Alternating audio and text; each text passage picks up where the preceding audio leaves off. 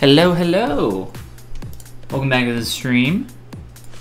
It's been a couple hours, you know. We were streaming pretty late last night, and we'll do a morning stream as well. My stream health is in the orange range. I'm not sure why. Let me know if you guys are experiencing any technical difficulties, and I might pause the stream real quick just to see if I can work that out. I'm trying a new thing with my audio setup, so please let me know if between my voice and the actual music things are working out, if you can hear me, all that jazz. And we'll go ahead and get back to work on our Froggy Dude. This morning I did a couple little things, some quick hands, a little bit of playing around with the face, and that's kind of about it. But we'll continue to work on them here and make some more changes and try to get closer to our concept. I'd like to do some stuff with the cloth, maybe the hat, the scarf. The face still isn't there yet. I think once we add some poly paint on here though, things will start to make a little bit more sense, and we'll go from there. But what's going on, Peanut? Welcome to the stream. Oh, and before I begin, let me pop this up real quick. I am now doing some written critiques. I don't see the correct memberships tab here anymore. So I'm now doing some written and video critiques over on my Patreon. This is something I've wanted to do for a while, and if this is something that you think you would be interested in, go check it out. I think mentorship is something that is really awesome for art training in general, and that's kind of something that I'd like to do with you guys if you're interested in it. From what I've heard a lot of people saying, it sounds like a lot of you are interested in it, and I know a lot of people aren't in right now. It's pretty early in the morning, but hopefully you guys can hear about this over on my Instagram or something else, and I'm sure I'll mention it later as well. And then also, if you haven't seen my new course, I'm super excited about this. I was working on this for a really long time. Sculpting stylized characters for toys and collectibles. That's over on my Gumroad. There's a link to that below as well. It's for sculpting and production. If that sounds like something that you would be interested in as well, please go check that out. And I'm gonna wipe some dust off of my Cintiq because it's kind of gross. And then we can go ahead and get started. Dude, this thing is it's dusty real quick. But yeah, let's see what we can do here. Like I said, I added in our hands, and I also played around with the face a little bit, adjusting proportions and just kind of playing with the geometry a little bit. I was attempting to kind of, right before I popped open this stream, I was trying to clean up this transition a little bit to kind of soften it. So I'll do that a little bit real quick here while some people are still kind of popping in and saying hi. But yeah, welcome everybody that's just joining in. Hope you're doing well. Hope you're having a good morning.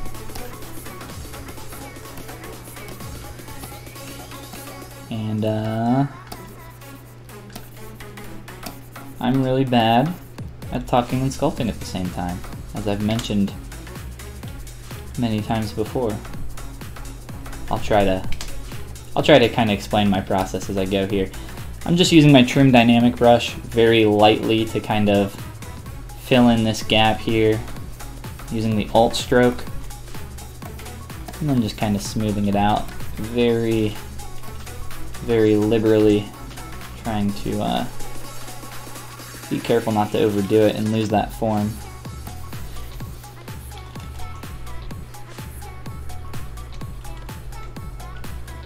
Trying to look at this angle, this curve here, from as many different angles as possible. We're getting some pretty nasty shadows on there. I want to avoid that. I'll probably play with that more though as I go. Not sure if I really like that stronger crease or not. Let's step back and look at this. Really what I had done previously is kept that fairly strong crease and just kind of smoothed it a little bit. This is not the eyeball here. This is just a separate piece of geometry for the lid that I'm going to merge down later. That's actually how I created that little lip there, by duplicating and merging that down. But we'll play with that. We'll continue to play with that. A lot of gross stuff going on here. But I don't want to get too stuck on one thing. So let's see here. Robert says, hello, long time no see. I feel like anytime somebody says long time no see, it's like said ironically. But it actually has been a pretty long time, Robert. And of course I remember you. Welcome back to the stream. Glad to have you with us. Hope you're doing well, man.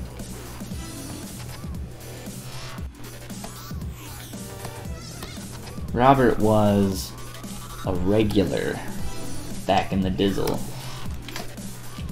It's been a while since I've done some streaming. Like I said, I did a stream last night. If I do some more streams here, I'm gonna try to kind of space them out whenever I can, essentially. So maybe some night streams, maybe some morning streams, some afternoon streams. Just try to hit as many different time zones as we can, because I know people are busy with work and everything else, so can't always come and hang out. Not a problem. I appreciate you guys coming in and watching these later, or just hanging out for a little bit, popping in to say hi. I like not sculpting completely alone, you know, having some people to hang out with. It's always fun.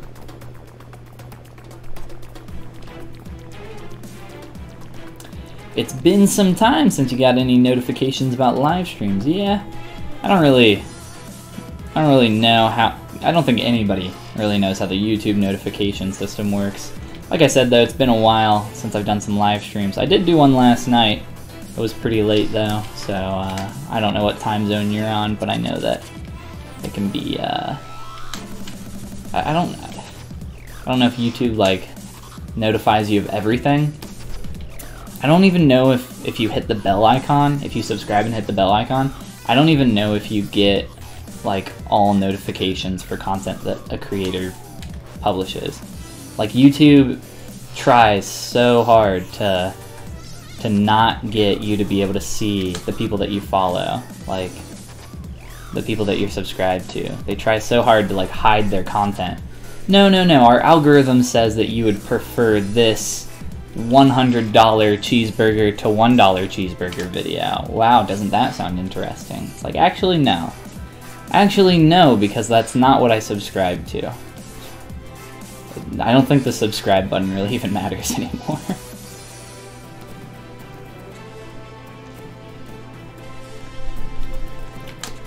I need to put another piece of this scarf in here. I'm just gonna duplicate this one and kind of push it in, scale it in, move it up, move it around.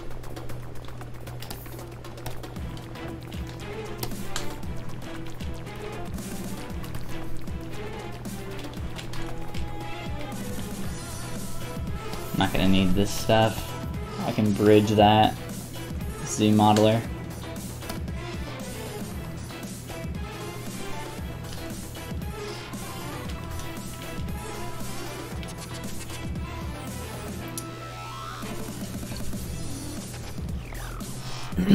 You get all the notifications about any videos that are posted if the bell is pressed.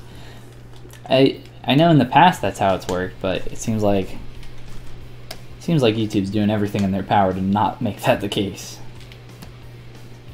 You have to double subscribe. It's a little convoluted if you ask me.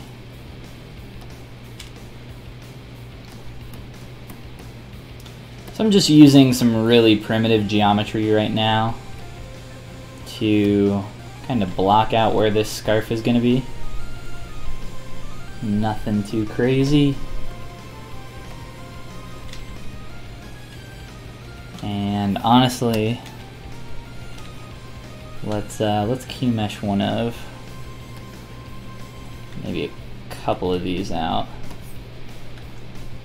QMesh is kind of like a quick extrude function. You can also use it to delete geometry as well on low poly stuff like this.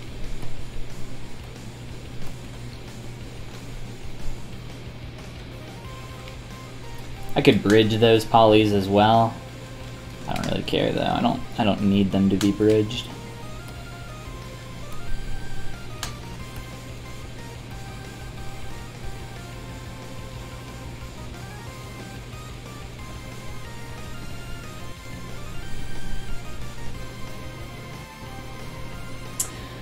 YouTube makes life hard for YouTubers. It doesn't make it easy. We'll say that. Let me know if you guys can hear my voice over the music, and also let me know if you can even hear the music. I have it turned down pretty low, so I'm not sure on the levels there between each other. This is my first time trying out using the method that I am right now.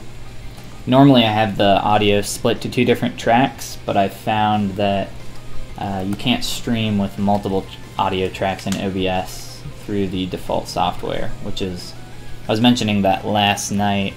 I was trying to figure it out and I couldn't figure it out, but after like an hour of Googling at 3 a.m. I eventually figured it out. OBS is like, when it works it's great, but when it doesn't, it will screw you over in every possible way. It's just really hard to get it to work properly, the way, like, just the exact way you need it to.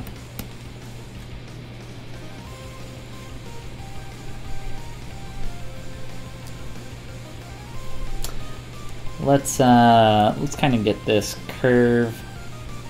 The way this is going in 3D space, this like doesn't make any sense. So this hat would be set so far back, but behind the head, like floating way back here. This scarf is like coming back behind his neck. It's not wrapping in front of his body, so this doesn't like make any sense at all. And then it goes in front of the hat. It's like, why you do this? I know they're trying to show off the scarf and just have the design there, and I appreciate that. I appreciate being able to see it so that I can sculpt it a little bit better, but you know, I can't exactly break physics, break the 3D form. I mean, that would look pretty awkward, I think, if I did exactly this with the hat, which I have in place already. Same thing with the wand here. I mentioned this last night. Though the brim of the hat is pretty large. If you look at it from the side view, or the sides here, this brim is coming out pretty far. And for this arm and this wand to be in front of the hat, there's some stuff kind of breaking there for sure. So let's start by getting some twist.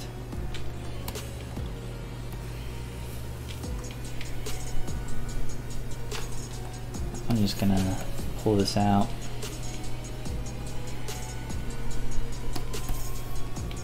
And we're just gonna kind of start forming this to the basic shape that we see.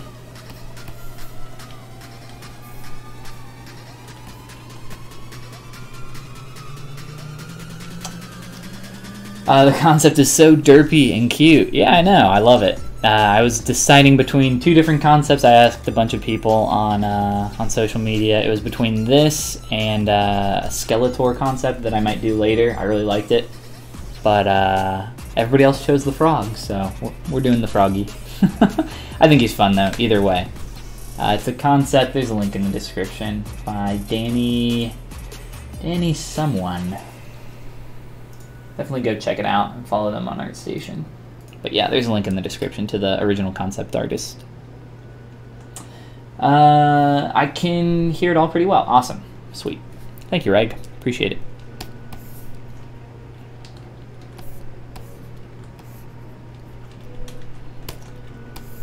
So really low poly still, just trying to get all this stuff into a basic kind of pose here. I haven't even started posing the character, we're not quite there yet, but it's still good to, for some of this stuff. I also did the same thing with the cloth, kind of sculpting a little bit of the gesture of it.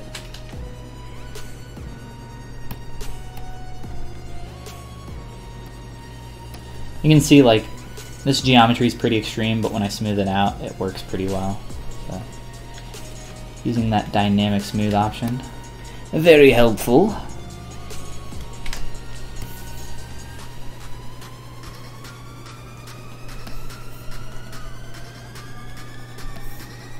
And just kind of keep rotating stuff.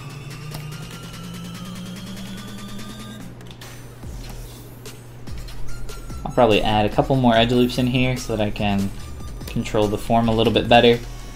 And just a quick way for me to do that is to throw in some slices.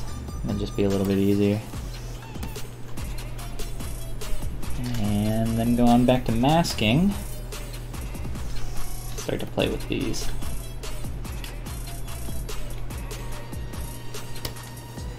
I want to be careful that I don't add too much variation in the form. It's pretty clean here. It's one big old S-curve. So I don't want this to get too warbly like I have right now. I just wanted these loops in here really quick so that I could have a little bit more control. So what's great about working low poly, you can kind of, you know, make these huge drastic shape changes and then dynamic smooth it out, or just step up your subdivs and smooth it out that way. Whatever works. Got more twist in here, so let's try to capture that.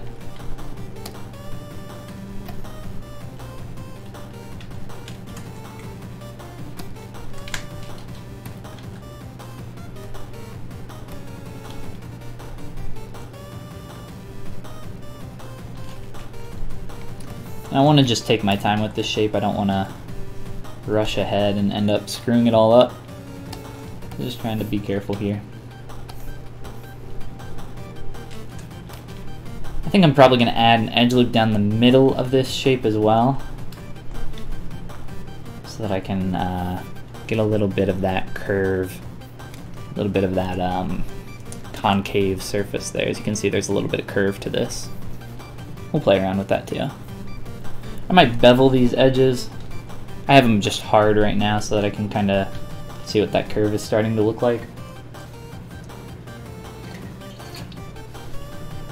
Gotta go. Saw that you were live and just wanted to say hi. Have fun sculpting. Thank you. Appreciate it. Thanks for stopping in. I always appreciate, even if it's just for a few minutes. I know people got all sorts of stuff to do. Unlike me, I just need to get some sculpting done.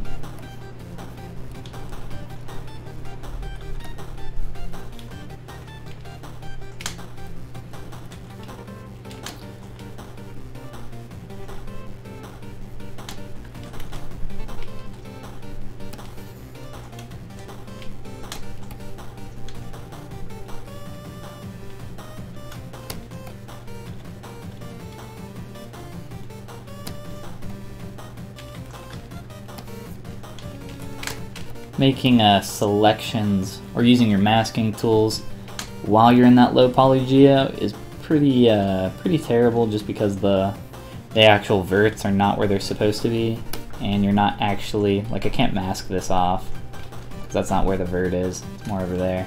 So it's a little confusing. It can kind of get on your nerves, so just be aware. Be aware of that kind of stuff. A bunch of little things like that that just aren't visually apparent until you kind of try to actually do that thing, and then it's like, oh, that's kind of broken. I wish that's not how that worked. Someone was asking, I can't remember who it was. Someone was asking last night about, like, what are some of the stuff you would like to change in ZBrush? It's like, oh, give me a couple days. We'll make a list, big old list. Not to say that I don't love ZBrush, because I absolutely do. ZBrush is my second girlfriend.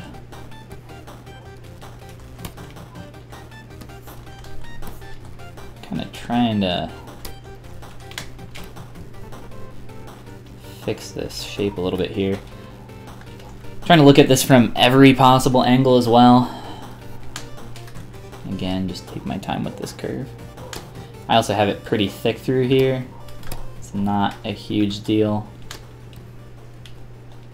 I'm not really worried about the thickness right now, more so just kind of representing that shape a little bit better. And let's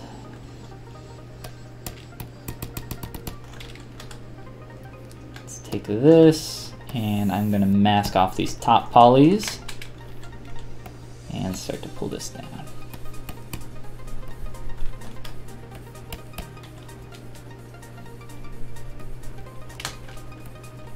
Get a little bit of this cross section here.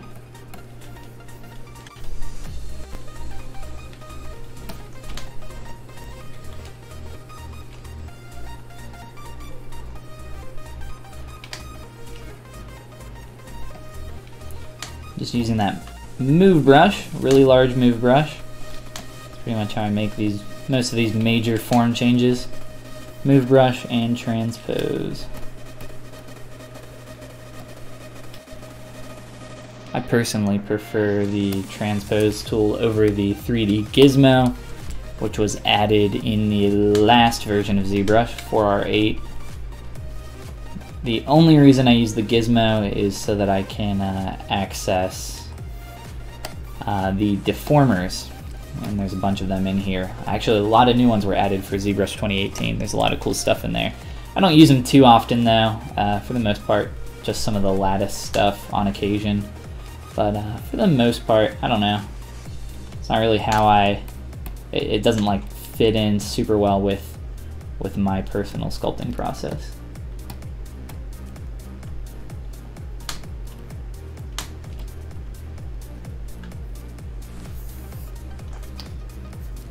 Let's see here. I don't know why this keeps happening, but my preview over on my other monitor for the YouTube live stream continues to go all fuzzy. I don't think it's fuzzy for you guys, because if I refresh the page it seems to fix it, but then it starts to come back after a while. So hopefully that's not happening for you guys.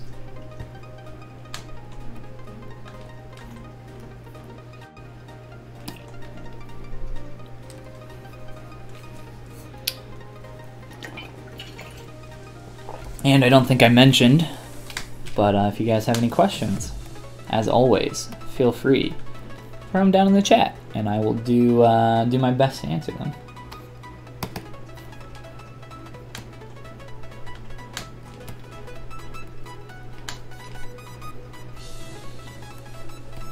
So it might seem like we're taking a long time, just kind of pushing and pulling things around, but I just want to get things to be in a really clean place, and that can often take a long time to do.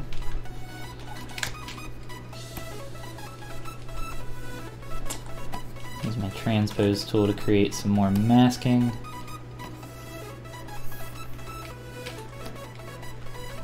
And adjusting some more shapes here.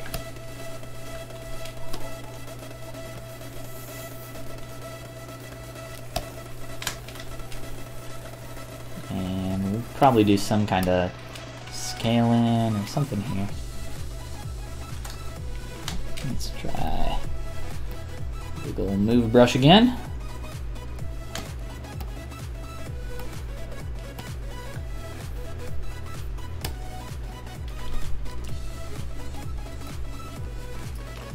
And it looks like we have some more people in here, so welcome to you guys. And one thing I wanted to ask after you guys got in here, I'm sure a lot of you, if you do follow me, have already heard about my character sculpting course, my ZBrush Sculpting Stylized Characters for Toys and Collectibles. So it's a production sculpting course over on my Gumroad. But I would like to do another kind of large-scale course like that, very similar to that.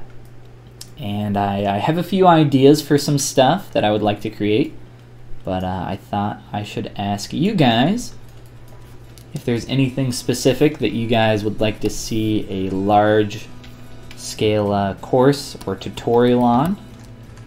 I am looking for some feedback and some ideas. So if there's something specific, for example, hard surface sculpting, or how do you create so gosh darn clean forms, anything like that. And you don't feel like you have to think of it right now. You can think about it for a while. Let me know. And I'm not like I'm not trying to create my next big course like right this second. So there's going to be some time in between there. But like I said, I have a few ideas. Nothing concrete yet, but I'll play around with some of those ideas more and think about them and get some feedback from you guys and see if we can come up with anything. And then there's also, starting today, over on my Patreon, gasp, Patreon he says, I'm doing some critiques. Some written and video critiques. They're super cheap. They're as cheap as I could make them for, I feel, the time that they will take. It's like $5 a month for a written critique and $10 a month for a video critique. So some personal mentorship stuff on your sculpts. You can send me some images, or you can send me just a Z tool like we have here. Just go on over, click that Save As button, export that Z tool, and shoot me an email with it. But yeah, that's something brand new, something that I think a lot of people are interested in. And I'm excited to finally be doing it, as it's something I've thought about doing for a long time. I've just been busy with other stuff, but I feel like I can, I definitely have the time to be able to do something like that right now. And I also have some time to be streaming, which is why we're here. It's been a while. It's been a minute. It's been a few months.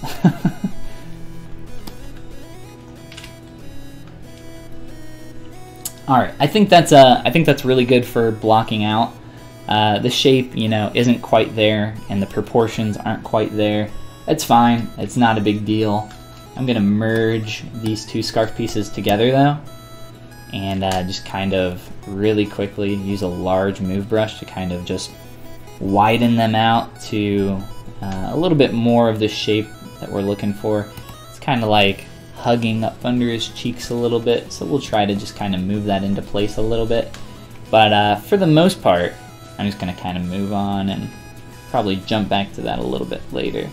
But that's a good kind of blocked out place to be before we move on to some other stuff. Do you usually get your models to game ready, or just high polys for render? I actually do stuff for production, so high polys for production, not for rendering specifically. No, I don't do a ton of stuff for games, not at all actually.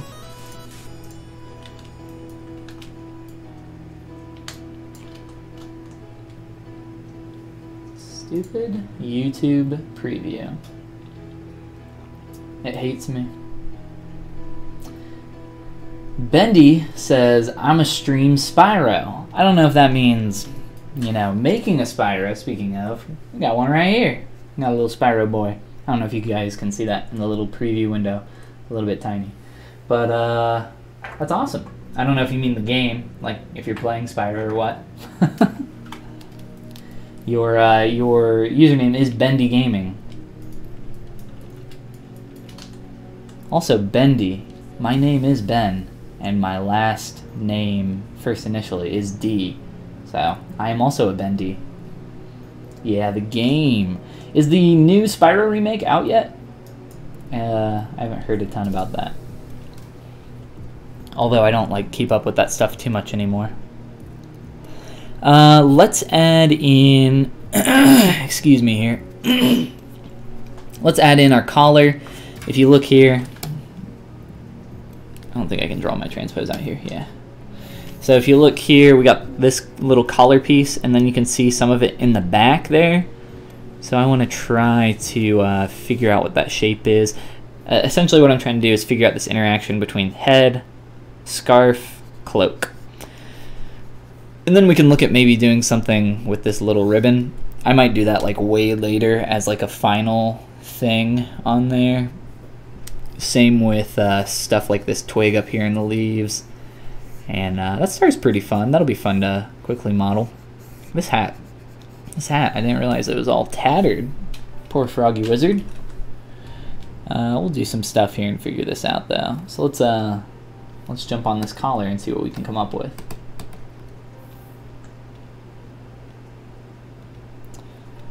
let's just hide our head geometry. And where is this neck piece? Delete you.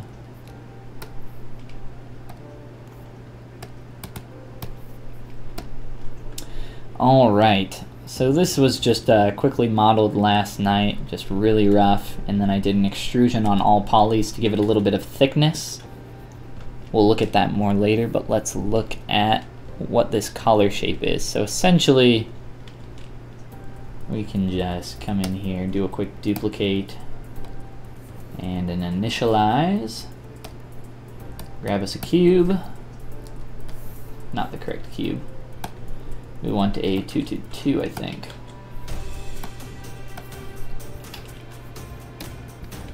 So the basic shape that I'm seeing here, I'll just quickly block that out.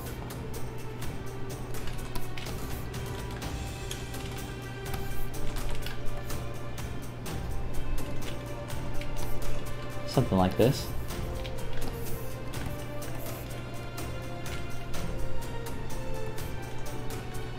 Obviously not this thick. It's kind of the basic shape that we're looking at though. And then just kind of getting that into position and probably putting some more edge loops in here so that we can give it a little bit of flow. Let's also, I'm just gonna if I can select this edge loop, delete, I don't think it's working. There we go, delete, edge loop complete. Not quite. There we go. And then I'm going to crease some edges here. So crease, edge loop complete as well. And something like that. For this middle edge, I don't like to crease middle, the middle of geometry like this. I'm going to try to bevel this a little bit instead. Kind of like a crease. A crease, if you don't know, is pretty much the software interpreting an area of geometry as if there were multiple edges surrounding it. So if you look at this, it's kind of, imagine that there's like 3 or 2 extra edges surrounding your one edge, so that when you subdivide it, it keeps that edge nice and hard.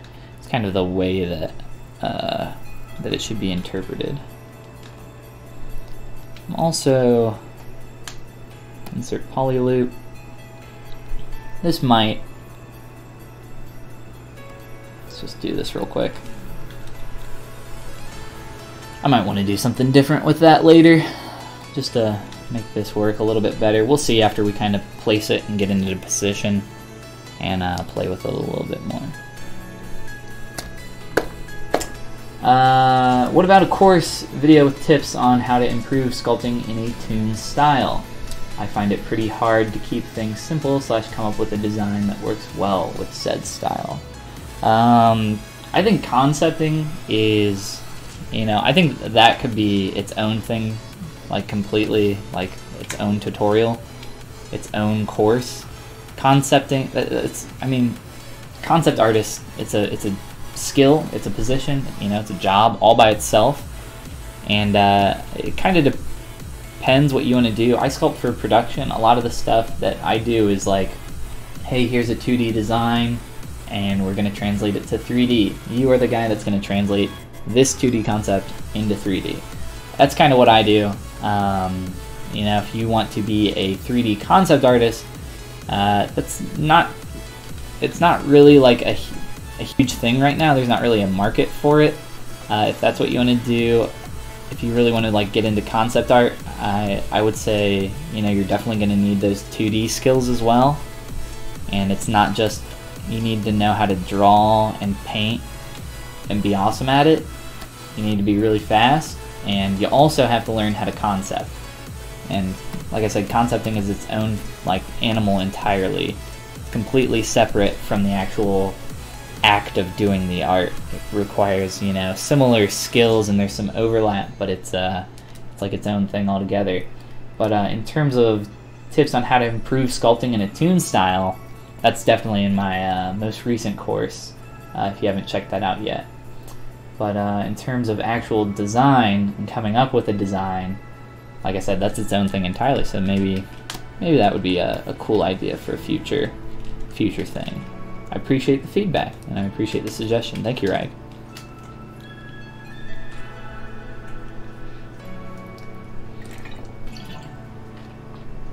I used to have my Contigo. This thing is like ginormous, so when I'm next to my Cintiq, I have to be careful that I don't just like smash it on my monitor here. Let's do mirror and weld. Turn on a couple things. Minus our head.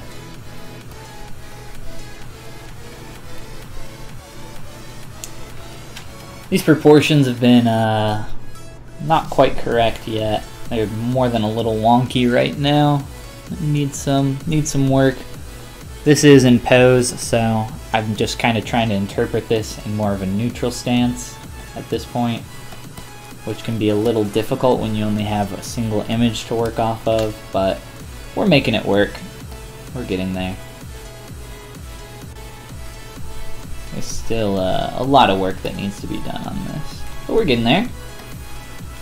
One thing at a time, right?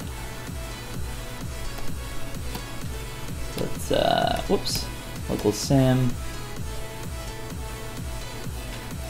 I'm trying to figure this out, because the way that this is positioned here, this looks like it's going like over the shoulder a little bit, or just kind of draping in front of it, like covering up the deltoid kind of pectoral separation there. But over here it's like coming up underneath the arm. I think it's just kind of broken in 2D to kind of like make it work. Actually, I want to see something real quick.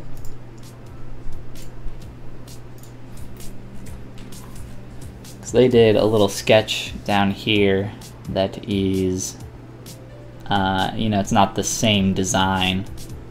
This is a lot more derpy and cute.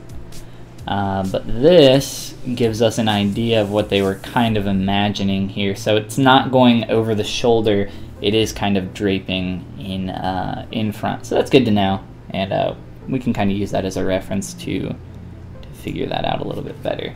So let's kind of change the angle here.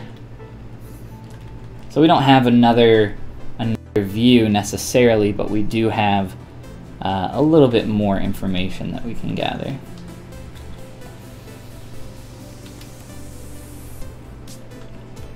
And I'm going to have to interpret more than a couple things here to try to make them work in 3D, which isn't a problem.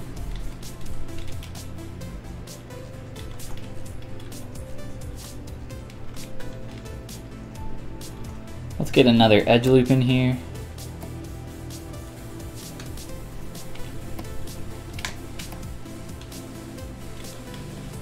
A little bit more of a smooth transition.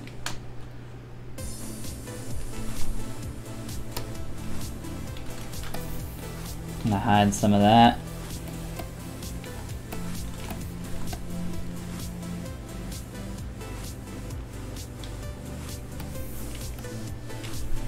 And just kind of try to play with the shape and figure out how it's gonna fit in here and work nicely.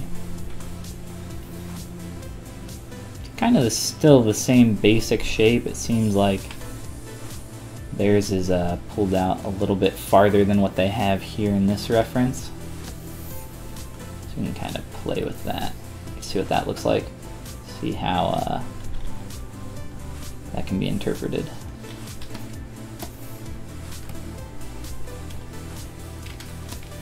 The edge loops that I put in here in the middle, not sure if they're working.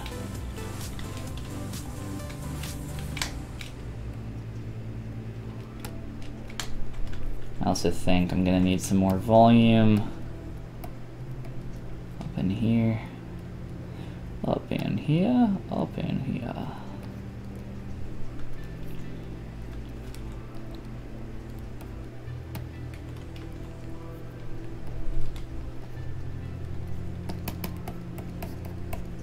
I don't have symmetry turned on for that, as I was trying to kind of block out a few of the folds in there. So for this, it's okay if there's a little bit of geometry kind of blending into each other there.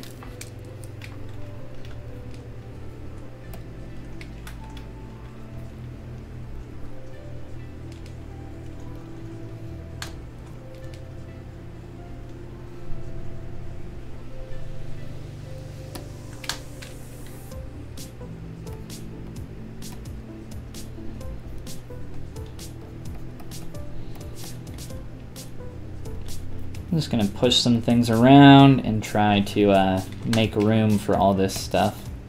Again, so stuff isn't kind of blending together.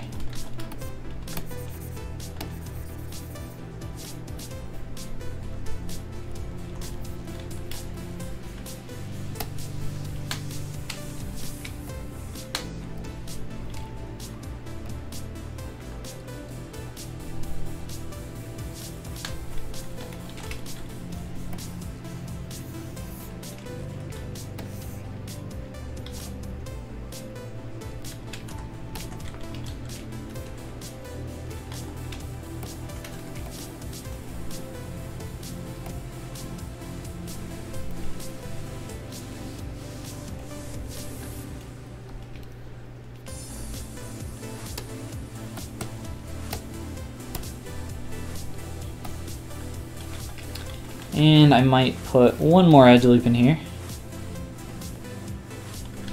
and uncrease that and try to get some rotation in here.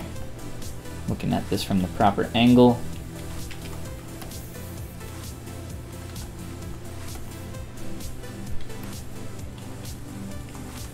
So try to bend that and just get that to tuck under the scarf a little bit better.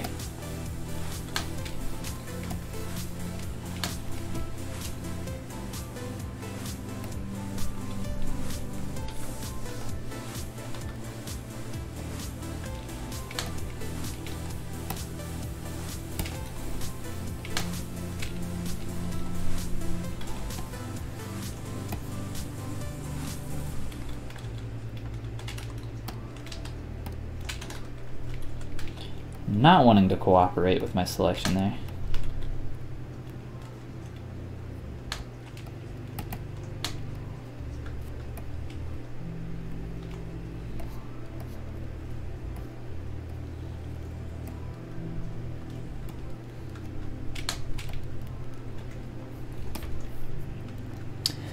Much better.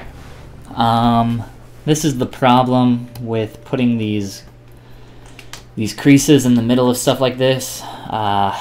It's really hard to get something this tight without screwing up the middle of this. There is some ways around it though, so we're gonna try to do that. So I'm just gonna come in here and kind of pull this geometry apart with the smallest move brush possible.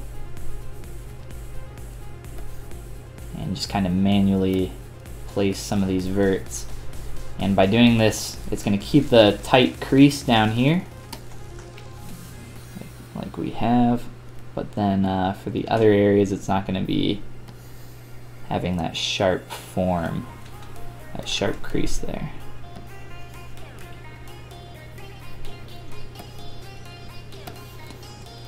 Just kind of understanding how the geometry is going to react when you subdivide it.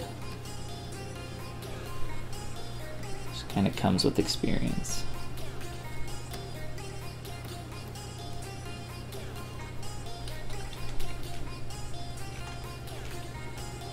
So as you can see, it's not quite as tight as it was previously. Well, actually, I won't step back just because I don't want to lose that progress in case I accidentally do something. So let's get in here real tight and really just kind of make these verts kiss.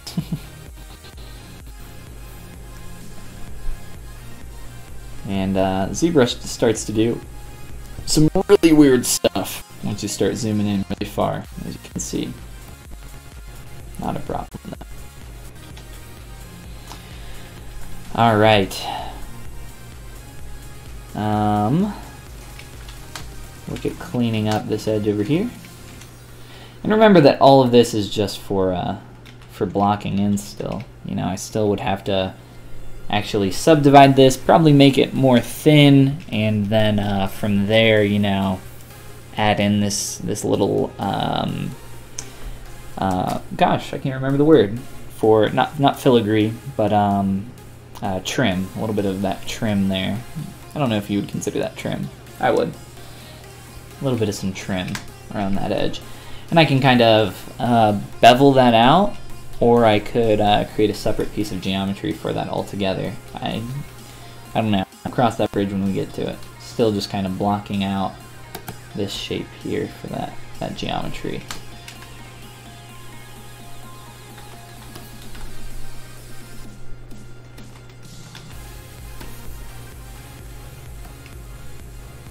I'm okay with these blending together on the cloth. It's okay if actually like pretty much all this blends together and we have some stuff going into each other in the geometry.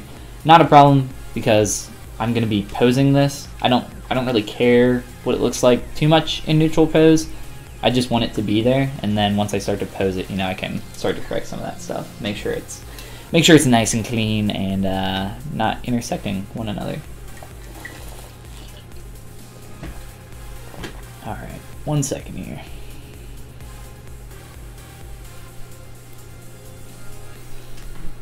Alright guys, so what's next? What is next? There's some proportional things that are, you know, still wrong.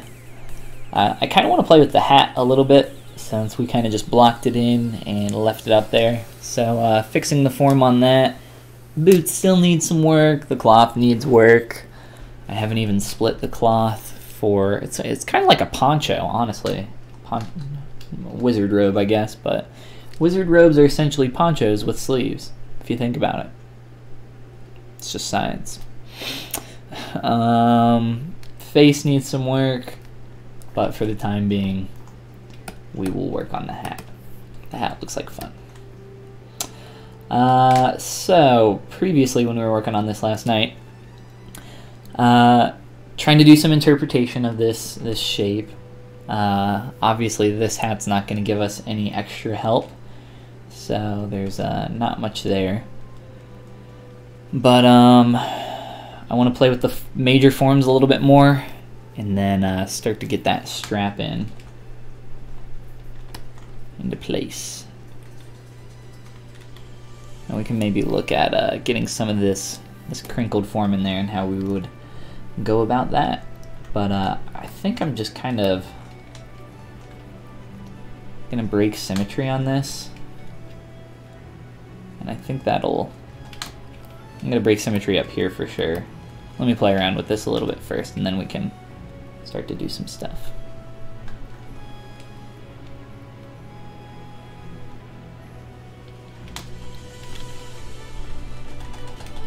I still have some subdivs, so I would like to create a little bit of rotation here. It's really hard to get this kind of shape that goes from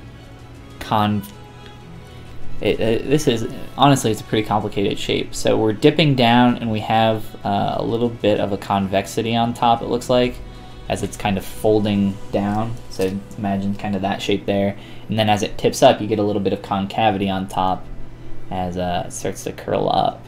So pretty tough, but we can kind of just sculpt in some volume and subtract it from the places where we don't need it.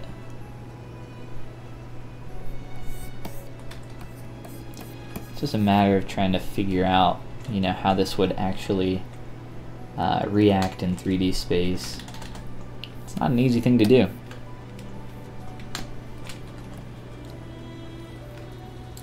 And also, I kind of want to figure out. So this hat, it's kind of facing to the side there. So I think this is more the front of the hat as it tilts up, and the sides kind of tilt down. So we're looking at it from this angle. So we need to make some changes here overall. So let's do a rotate. And we'll look at this from the top so that we can rotate accurately, a little bit more accurately. Holding shift and rotating. And I'm going to do a mirror and weld on this. And turn my sim back on. Let's do transform Z. And now I have X and Z symmetry on. And now I can kind of play with this a little bit easier. I'm mainly just using my clay tubes brush and trim dynamic to build up form and knock it down as well. Mostly clay tubes for building up form, and then trim to do the opposite. Quality was auto 144p. I thought I needed glasses. That sucks. Hopefully it's working at 1080p for you now, but that's funny. A little bit more dip in there, excuse me. KSA John, welcome back. Welcome back to the stream, my friend. It's been a while. Hope you're doing well. Kind of build this up as well.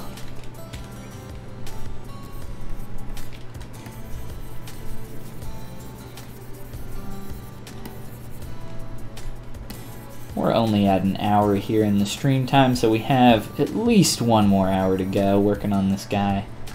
Maybe a little bit more time, depending on how things are going.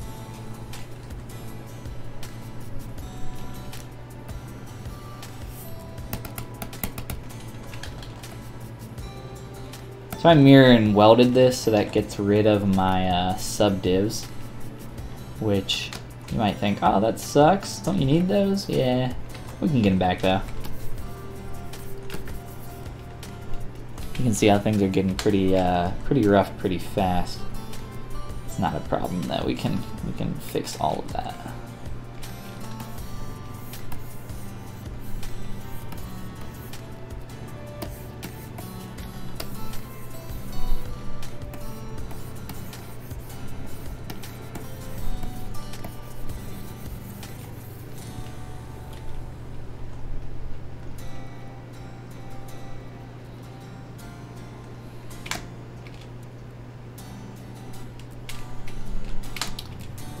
Pull in a little bit. Try to exaggerate that shape even more. And also make sure our forms are nice and clean there. Do a quick Z remesh. John's doing okay. How's it going for me? Awesome. Things are great, as always.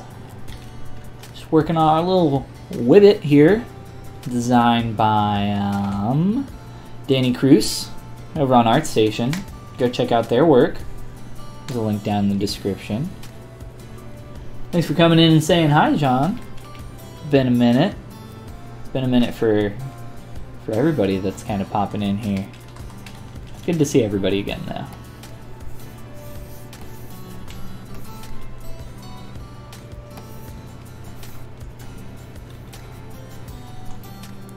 So I'm just kind of trying to pinch in around here and get that to be a little bit stronger.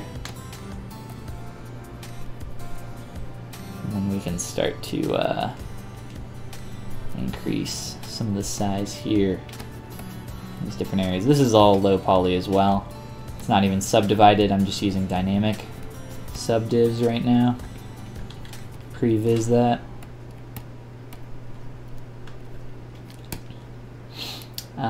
What's going on here?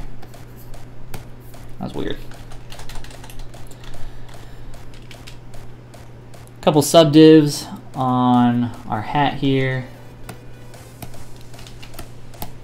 Merge these together. And then we'll run a quick little Dynamesh on here.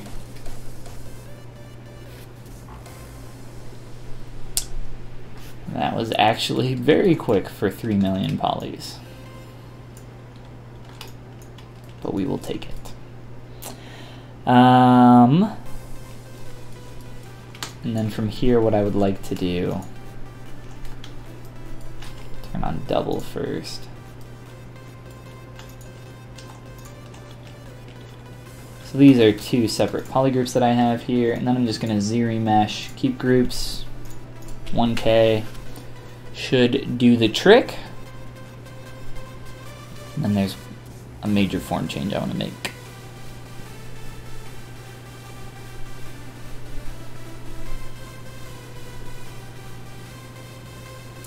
And then I'll probably add in that strap and maybe, whoa, maybe do some sculpting on that.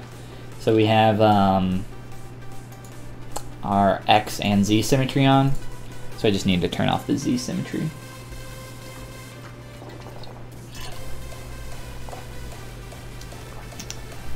And let that do its thing for a second.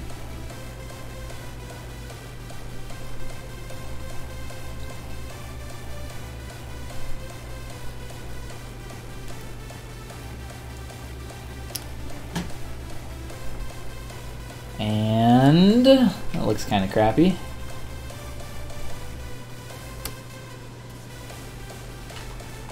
It's not doing a great job there between separating those two forms.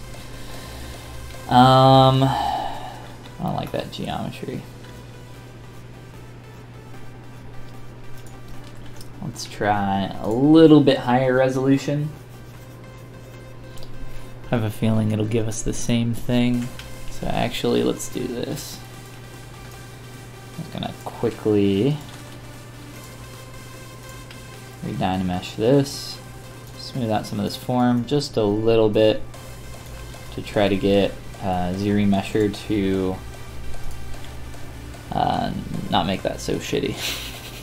We'll see how this does. I think this will be better.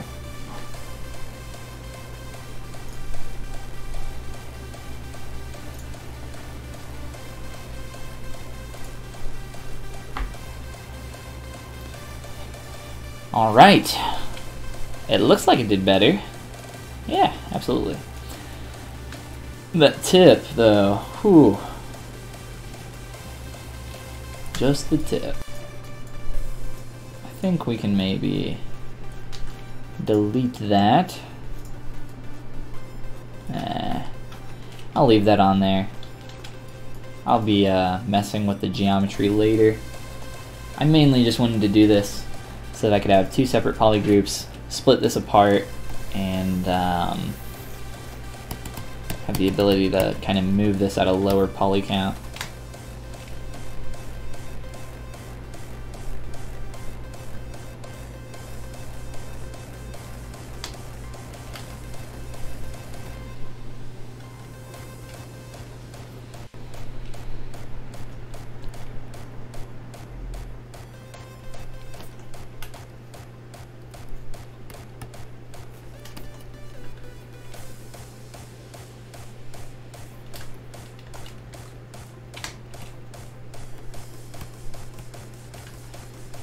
I'll have to play with that more as we start to put more pieces of geometry on here. But let's do a little bit of a strap on there. Hudboy says, good morning, Polygon. What's going on, Hudman? Hope you're doing well, dude.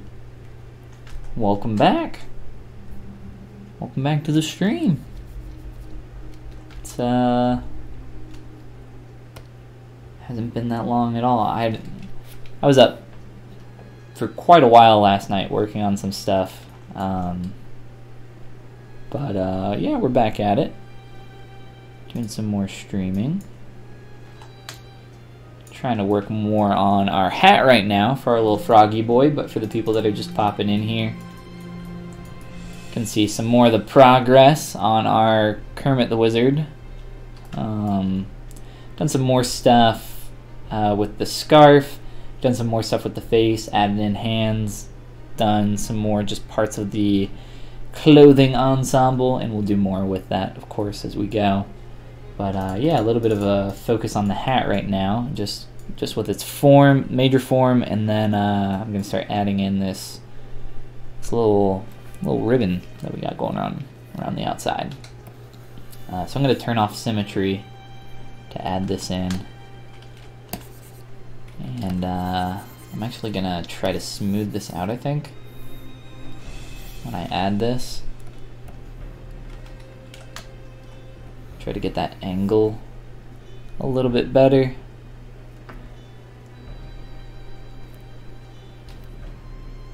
We'll keep going here.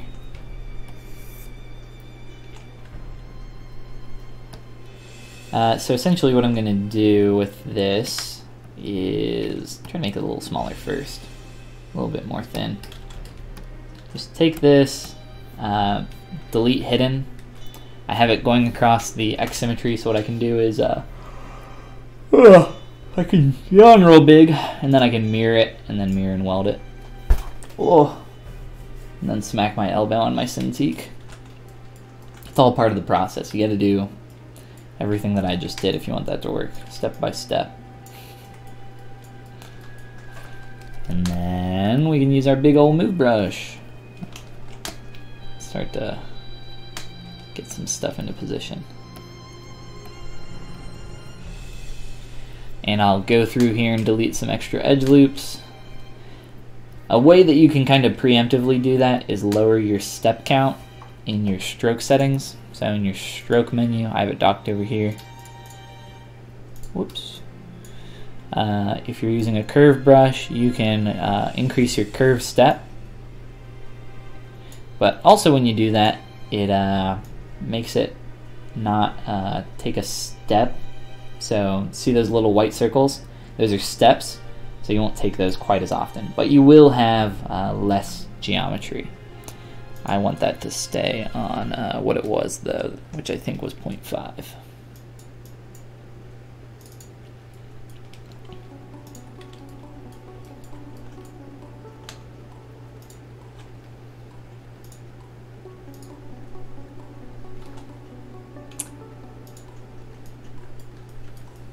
Why are you not deleting? That was weird.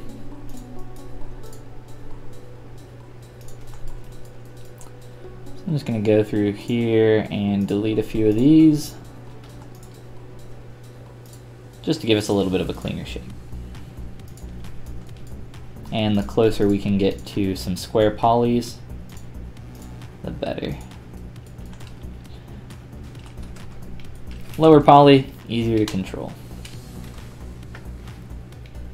Hence why we zero meshed that.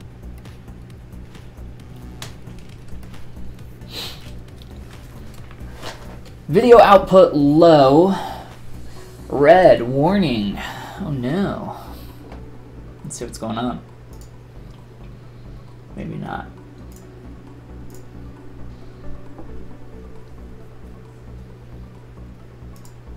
Oh.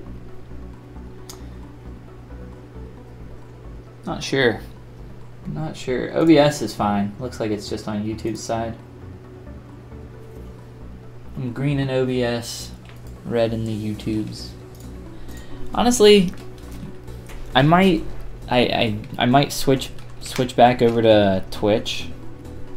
I don't know. I like streaming on YouTube here because you know, everybody that follows me is pretty much already on here. And people don't get notified when I stream on Twitch, or at least not everybody that follows me does. But Twitch has been a little bit better in terms of quality. I don't know what you guys think. I don't really think it matters. I just want the stream to you know, work.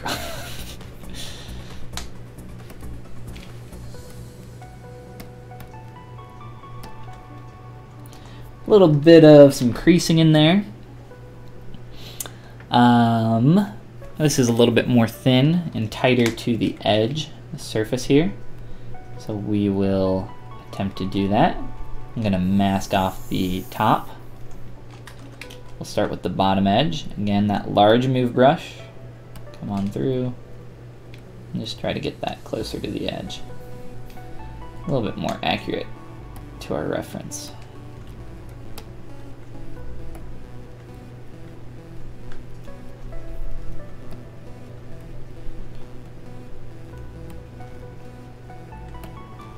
And I'll do some beveling on that too.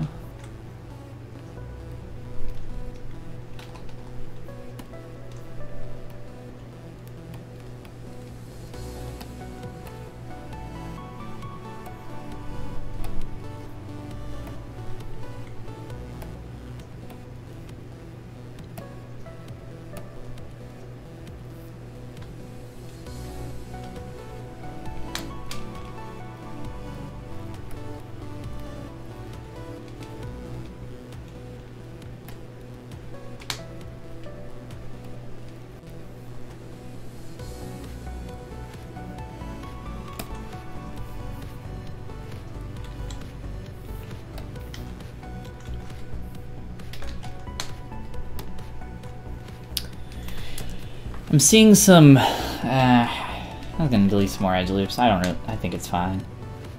I'll just bevel these, and that should be good. So once you do one operation with ZModeler, you can just simply click and it'll do the exact same operation at the same scale.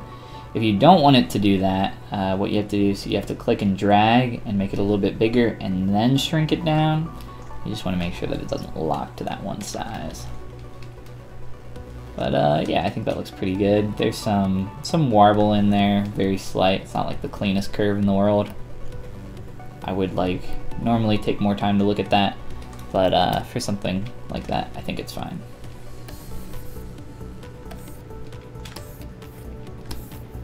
Just using my alternative smooth on the brim of the hat here.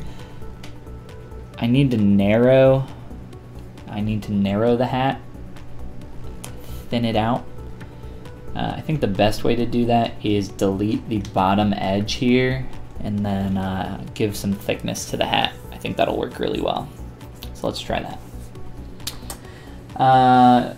Just be lurking today. I'm watching while at work. Naughty, naughty, HUD boy. Shout out to anybody else that's hanging out at work right now. I'm sure a large majority of people are at work. Doing the grind.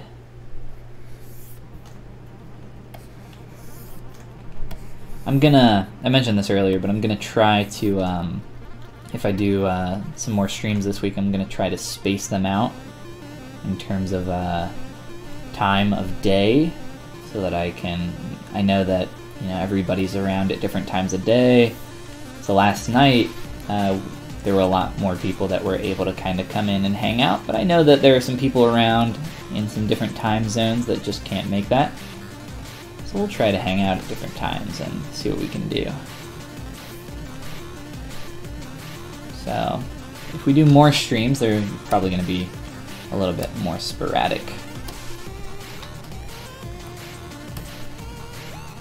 Just so that I can kind of get things to fit well with my schedule, of course, and try to get as many of you to come hang out as possible. So this edge, I think I'm just going to delete some edge loops. I still have this rounded part here. I want to get rid of that almost completely.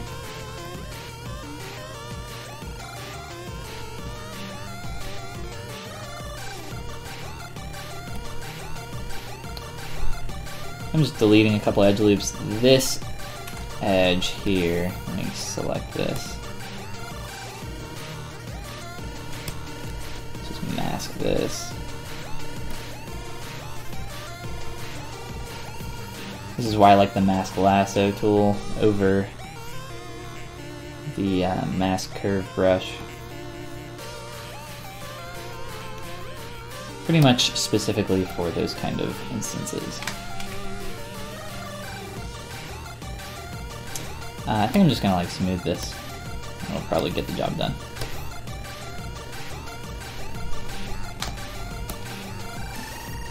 And a little bit here. A little bit there.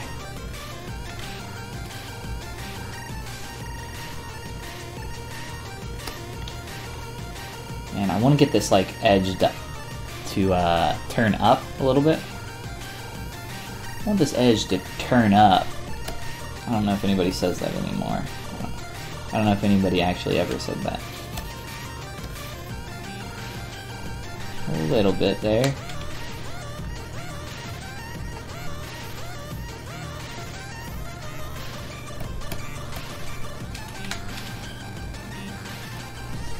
We're trying to get that concavity in there. Like I said, this is a tough shape to create here. It switches from a concave surface to a convex surface out here. So it's different for sure. Not easy.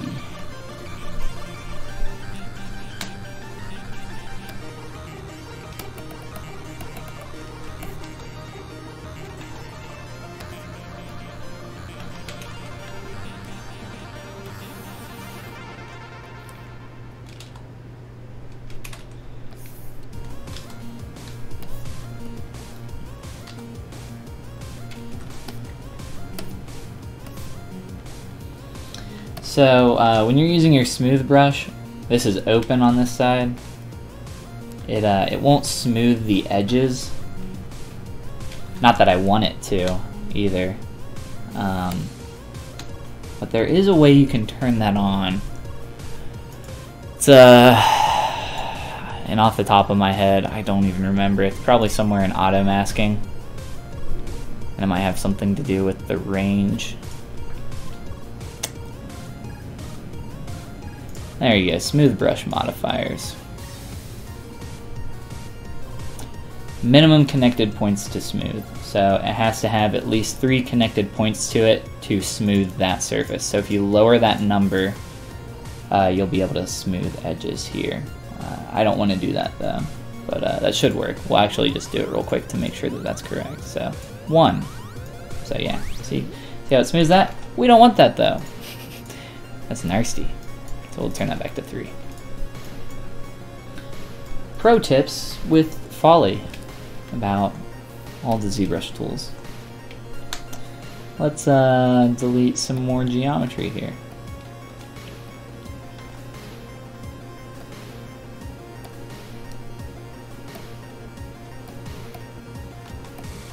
So I'm going to extrude this, so I want it to be a little bit more low poly. It doesn't have to be crazy. I just like to keep stuff as low as I can. Especially for something where I'm going to try to like turn the surface and get those hard pinches in there.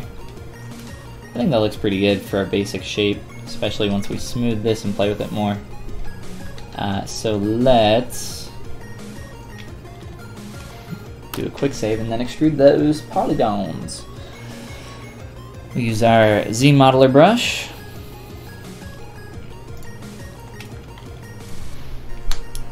Extrude all polygons.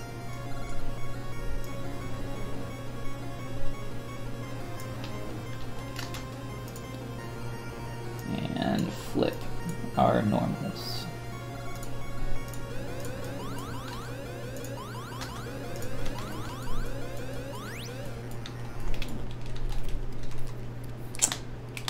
That's pretty good. All right. I think a little bit of crease. Actually, not crease, but bevel.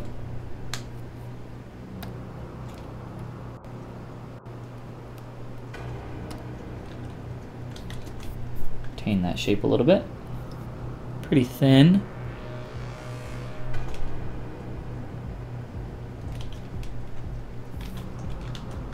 And maybe just a slight bevel there too.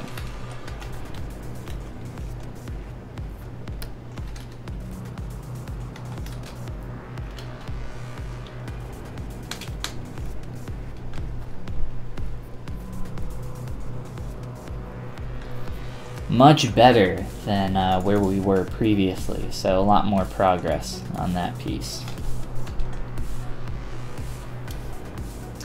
Nathan, welcome back to the stream. You were hanging out with us last night. And Yusuf, who commented on the last stream because he wasn't able to make it, and is finally back in the flesh. So welcome Yusuf, and welcome Nathan.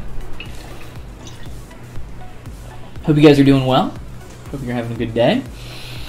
We just got done working on our hat here, and I don't know what we're gonna do next. I haven't decided yet. Oh man, but there's a lot to do for sure.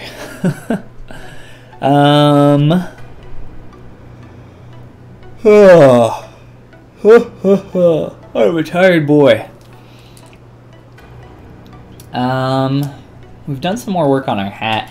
I guess we can kind of start, you know, actually sculpting on our hat using some actual sculpting brushes and creating some different forms. So let's turn off symmetry and let's do that. I like to keep things kind of around the same level of finish, but I think this will be fun to do on stream since we've mainly been my chair's stuck. Mainly been working on primitives and just kind of blocking out, other than the face. So we'll kind of do some more stuff like we were doing on the face. So turn off symmetry, and I'm just going to start by changing some of the major forms here.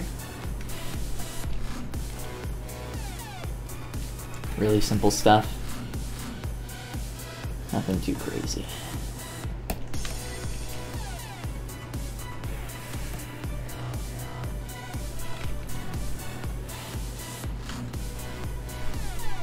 Let's do this. Let's go into Transpose Master. And I will work on these together.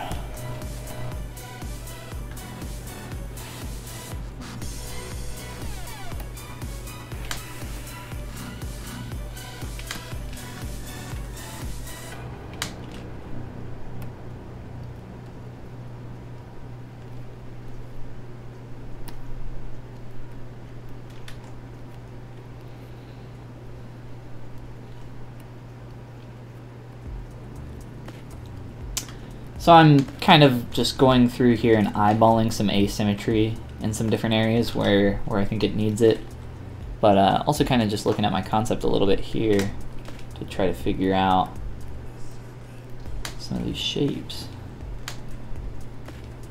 and how I can play with them. It looks like it kind of pinches down a little bit tighter than on the back edge there, a little bit more flat, so we can kind of play with that. And it looks like it's a little bit more pinched in the back as well.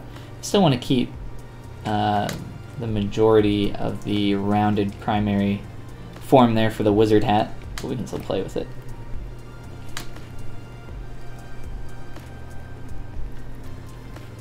I don't want to go super overboard with the asymmetry here on just the primary forms because I want to keep most of them. I don't want to, you know, like break stuff like that. I just want to be careful and use kind of a larger move brush as I start to make some of these changes.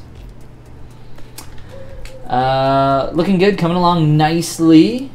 And oh, you did the hand. Yeah, I did do the hand. Not finished, but blocked out for sure. Some gangly little fingies. Yeah, they're in a good place to kind of continue forward. I need to make the fingers more thin, and I need to decrease the size of the hand, the palm. The actual palm is a little bit too big compared to the fingers. The fingers are about at the correct length, though.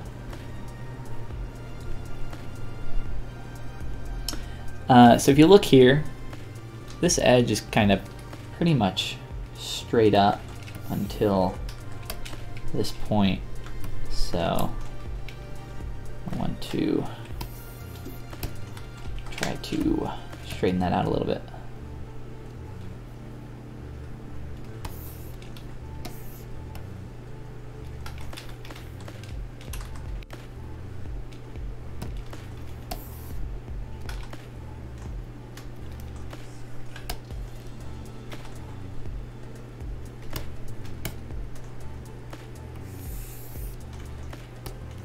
Inner edge geometry is kind of screwing with me.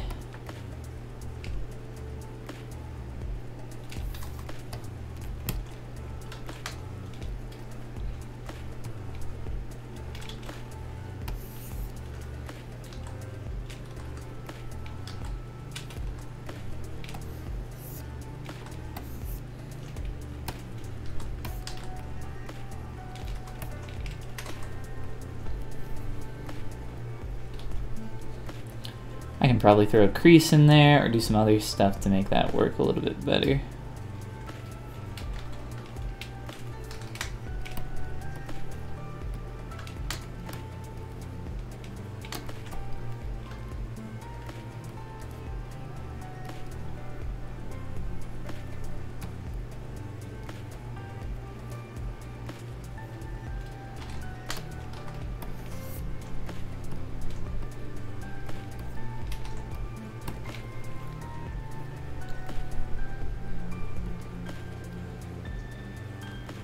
Alright, let's get out of T-pose here.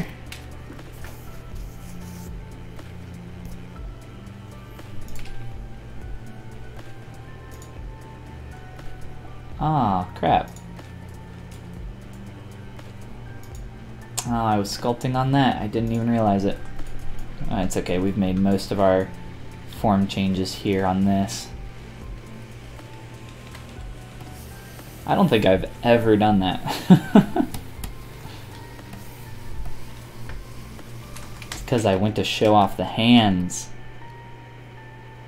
Not a big deal. Very minor form changes.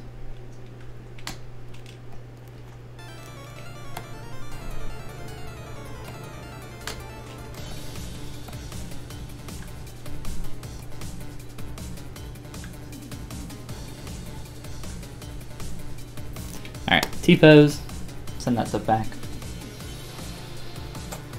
Are there any downsides to sculpting your model from a base mesh as compared to start sculpting from a sphere, or any final render difference? I mean, the renders, no, the render's not going to matter. I mean, it just depends on, you know, what the end product is. I mean, you can re-topo after the fact. If you have a really good base mesh, it can make sculpting kind of easier. For characters, for like faces specifically, the edge loops can help you. Whoa. The edge loops can help you get forms going in the proper direction. Hot tamale. This stuff is freaking out up there.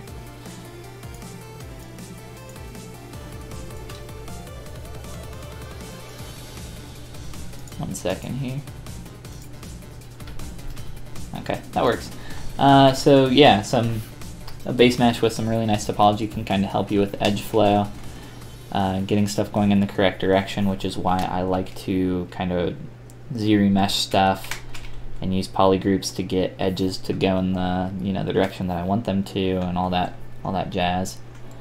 I don't think there's any particular like specific downside. I mean, you can always change like through the process, but I think if there's any major downside to using a base mesh, it's that it's not as free form, right? You can't just append stuff willy-nilly. If you're sculpting like a human character, and then God knows why, but for some reason this wouldn't happen in a production environment, more than likely, but for whatever reason you want to make that human into a werewolf, let's say, and it's like, well, now you're gonna probably have to like Dynamesh or use a different base mesh, because you're gonna be stretching polys pretty thin, pretty crazy. So it's just not as free form as we are with Dynamesh, and just like being able to choose whatever you need for that specific task. So for here, I can kind of just, you know, remesh this in whatever way I desire. I don't really care, and I have been, because I'm just sculpting. Everything I sculpt is just pretty much for production.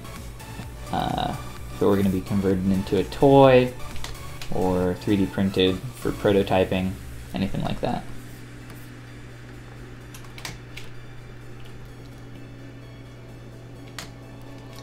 I want to pull this up even more.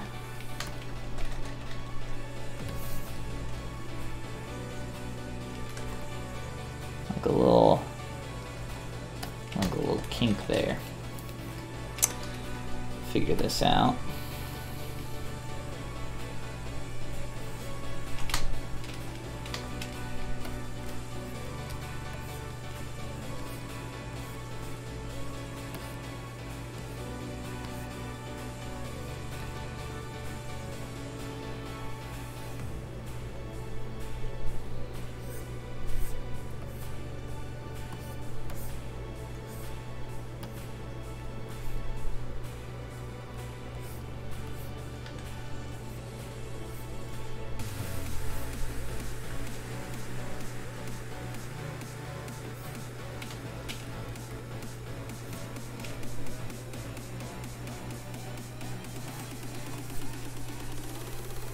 I'm just making some kind of larger form changes, and then I'll knock back a lot of this stuff.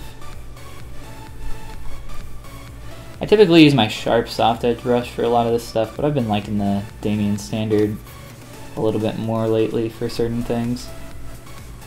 It's just really, it's like a really tight pinch in there, and I kind of like that.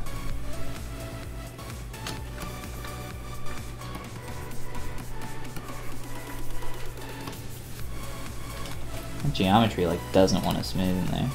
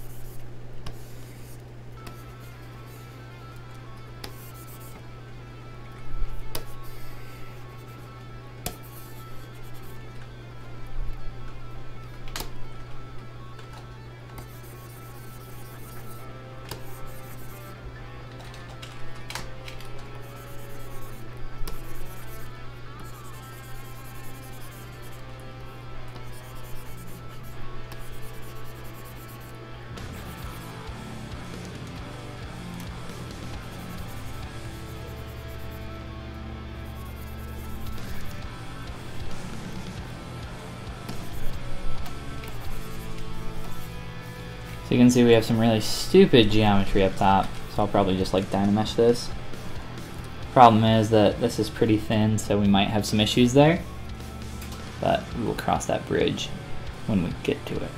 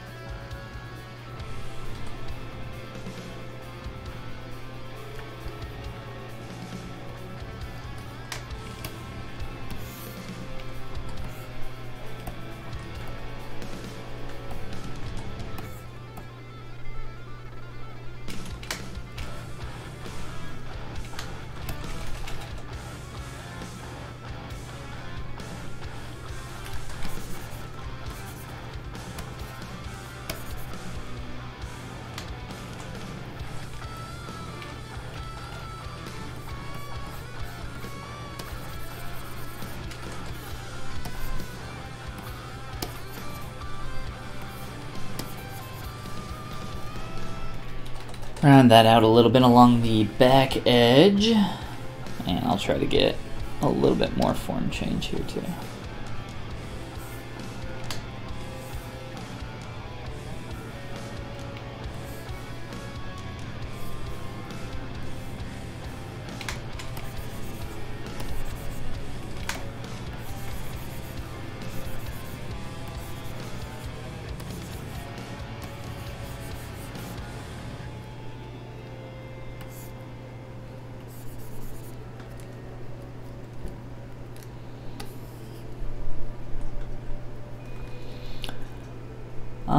And I think I just want to,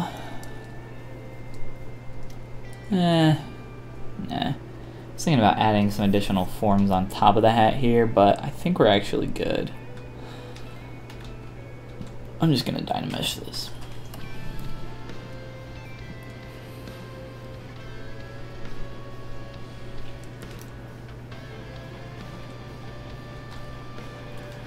We do still have polygroups though. How often do you use Sculptris Pro in your work? The answer may surprise you. Never. I'm not a huge fan of Sculptris Pro. ZBrush 2018, like the difference between ZBrush 4R8 and ZBrush 2018 in my head is pretty much nothing. There's some new stuff that's like a little cool. Some of the stuff that they made to the the curve brushes, some of the changes there with like Curve Elastic and Curve Liquid, I think is what they're called, off the top of my head. I don't use them though, not for, I've like played around with them, but I don't really use Sculptris Pro, and I don't really use too much of anything else in the new update. I think Sculptris Pro is cool for like concepting stuff really quick, but it doesn't really fit into my workflow of bouncing back between Dynamesh when I need to fix geometry, and then ZRemesher when I need to clean stuff up and get some subdivs. Sculptris Pro is like it just doesn't fit in with my workflow. I think it's cool for like sketching and stuff. I don't really care about it though. It's not useful to me. But yeah, that's a good question, I think. I think, you know, there were so many new features that they could have added instead of that, and I know they put in a lot of development time into getting that into ZBrush. I really don't think many people use it in their pipeline, though, at all. Totally honest. I think there were a lot of things that were... I mean, I don't think really anybody was expecting a new version of ZBrush that fast, that big of a number jump. I honestly think that the update was more of a jump for marketing purposes instead of a jump for the actual software. It's like, let's call it ZBrush 2018 now so people cannot be so confused by ZBrush 4R8P3. It's like, what the hell does that even mean? It used to stand for, I believe, release, the R, like 4R8 would be ZBrush version 4, release 8, and then the P3 would be 0.3, if I'm not mistaken. But you know, people are like, whoa, what the hell, what version of ZBrush am I using? Like, what is this? What version of ZBrush do I get? I think it was more of a marketing stunt. Not stunt, but it was done more for marketing purposes to make it a little bit more,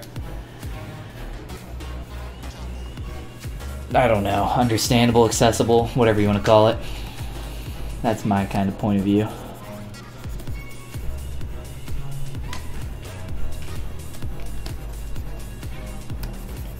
More of a lackluster update in my own eyes, though. If you're gonna go from calling it ZBrush 4, like getting rid of the number convention, and then going to like, this is the 2018 version. It's like, I want to see a big update. People were expecting a lot of overhauls to stuff. I don't know if that'll happen for a very long time.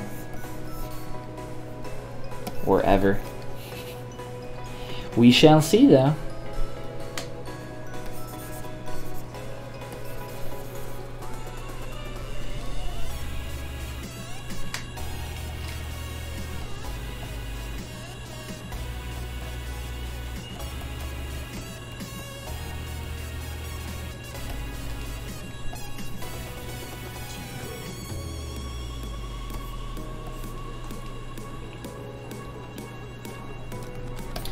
So I'm putting some pretty strong forms in here, and I'm just going to knock them back down.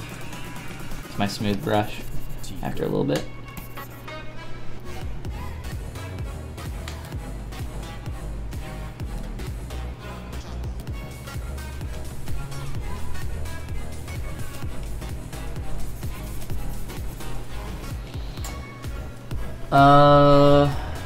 So an update each year with no changes.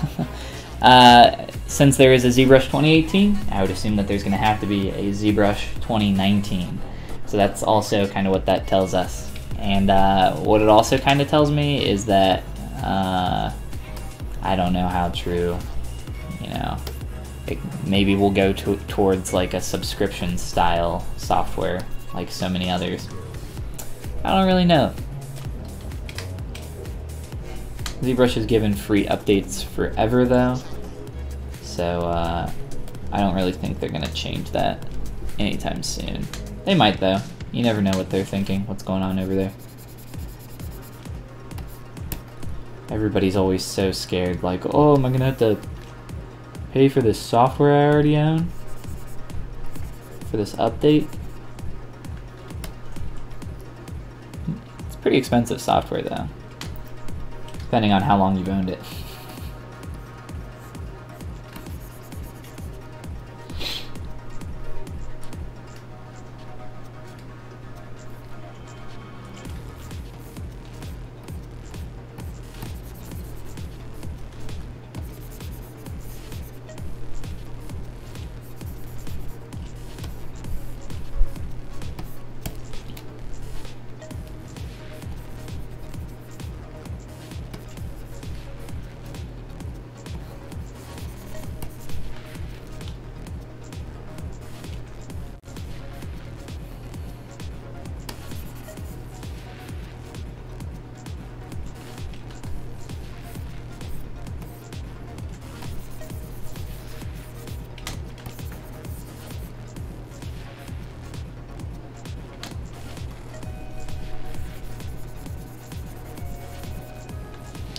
So I'm just trying to get some surface turns right now.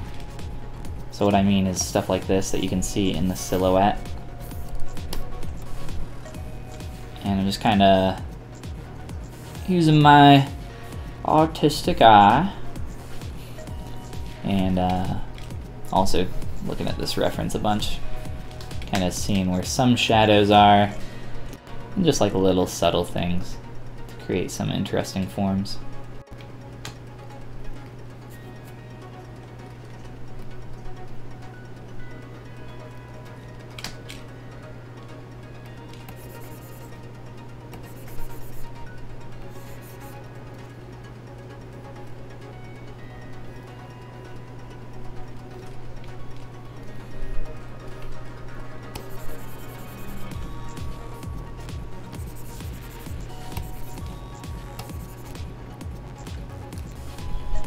Using that alt pinch function. I'm a huge fan of that.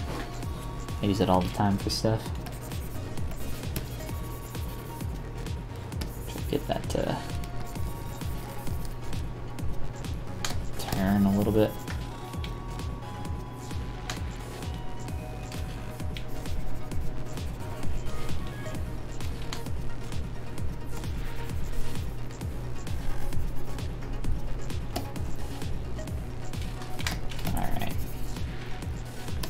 And then kind of soften this stuff out a little bit more for what the material is.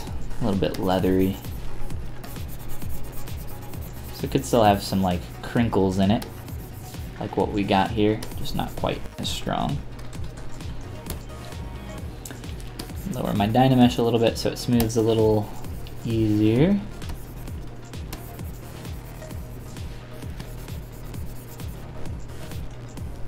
And we'll work on some of these transitional shapes too.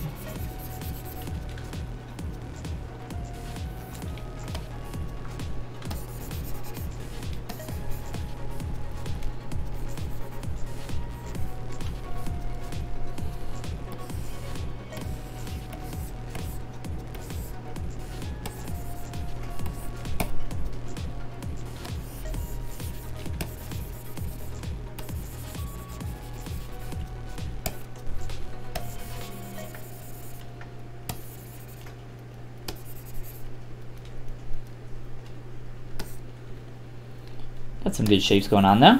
I'm pretty happy with the stuff that we've built up. A little more smoothing and we'll have it in a pretty good place, I think.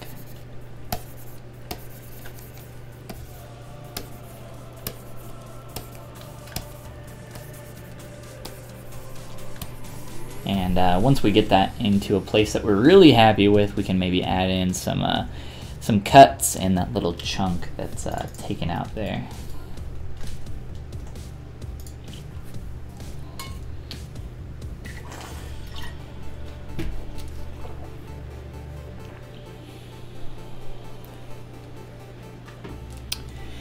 All right.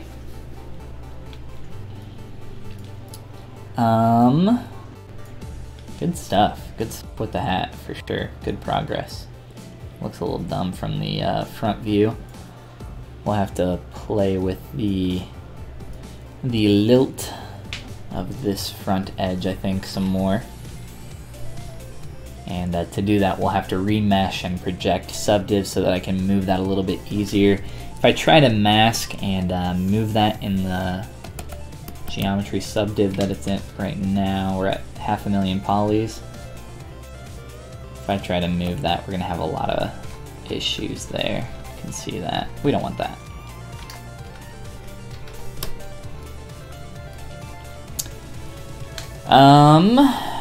I kind of want to create this little star up here. It's a really simple shape, but some of that stuff can be hard to actually create. So let's look at, what would that be?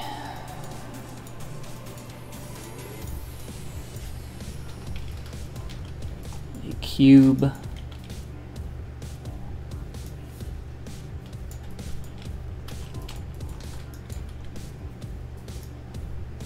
I'm going to use our rotation tools to create this, I think. Rotate this. Holding the shift key is going to allow me to snap to every, like, what is it, 27.5 degrees? Is that right? No, that's not right. 17.5.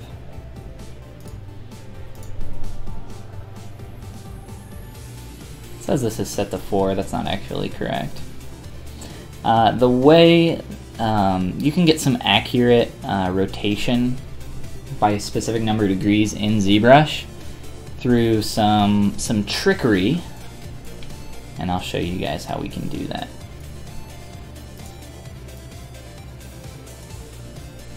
There's actually some cool stuff. Stuff that I don't think I've ever seen really anybody else talk about. So get ready, guys. Get ready for some ZBrush secrets. Juicy stuff that you've come for. I want to scale this scene real tight. I'm just zooming in here really close, making a really small transpose tool and scaling in. It's not going to allow me to do another step there. Uh-oh. No, Dynamesh happened. So I might be able to mask that and do a deflate. I don't know what's going on here.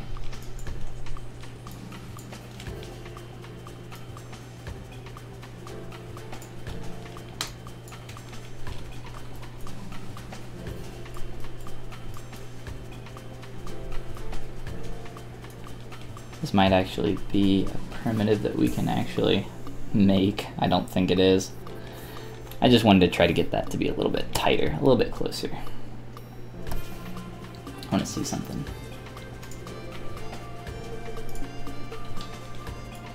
So you can actually take these polymeshes, and before you click Make Polymesh 3D, if you go to an is that already reading as a Polymesh 3D?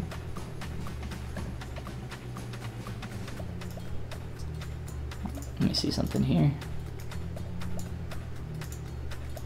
Huh, I guess you can't do it with this specific shape. Is that correct? Normally you have some initialize options in here that you can play with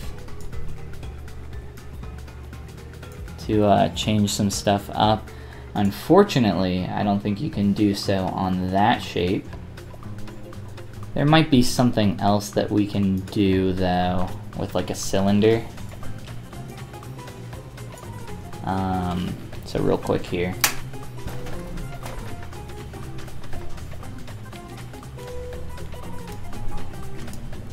So what do we need? 5, is that correct? 5 sides. None of the vertical subdivs.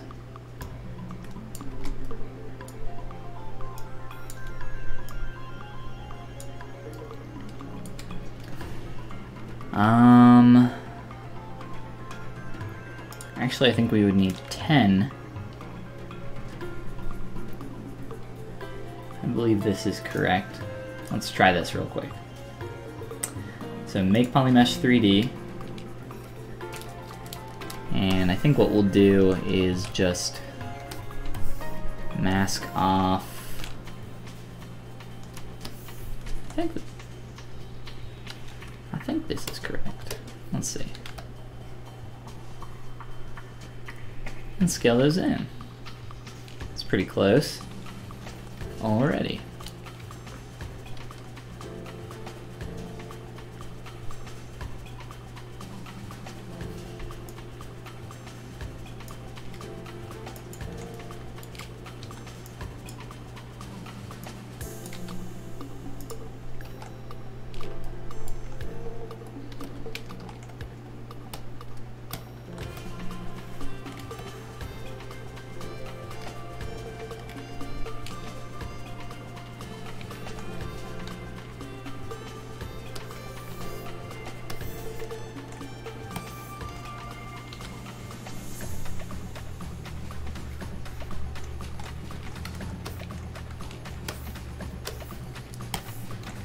Try to bring these in some.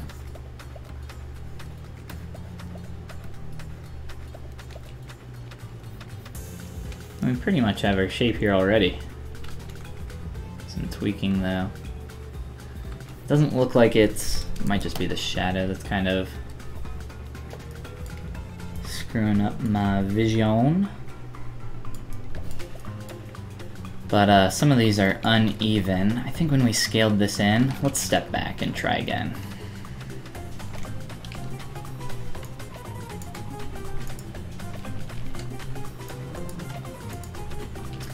I don't know why it's putting the... Oh, okay. I understand now. Okay. So I'm trying to find the center pivot of my unmasked points. But it's moving it lower because there is more geometry unmasked down there. So there are 3 pieces unmasked down there. Or 3 masked pieces. My throat is killing me.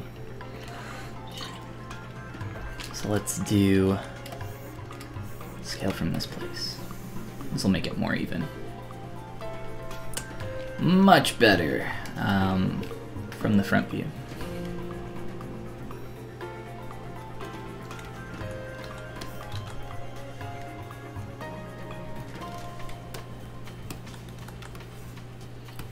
And we're just going to do the same thing. And the other way that I was going to do this, I'll show you the basic idea that I was going for. And you'll kind of understand it. I won't make this again, though, in a different way. There's a million ways to do just about everything in every 3D modeling package. It's just a matter of figuring out the best way for you.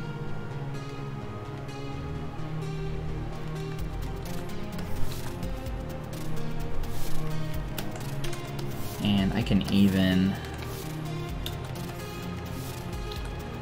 clip these verts in a little bit on one side and do the same thing on the other side so that they're lined up somewhat nice and evenly.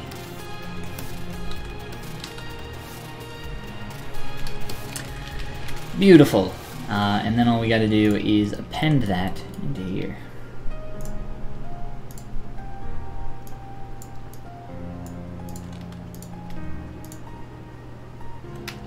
So some problem solving, really simple shape, somewhat complicated process, just kind of figuring out how to make that.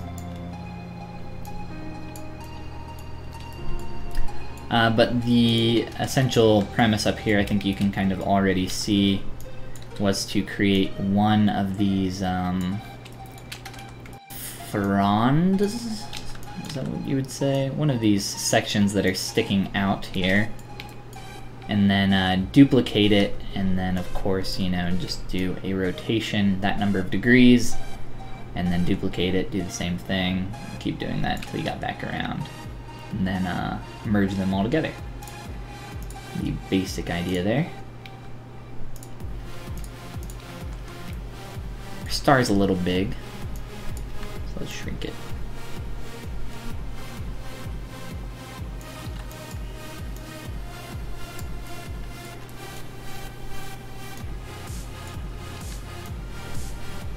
And we need a couple rings there to hook that on.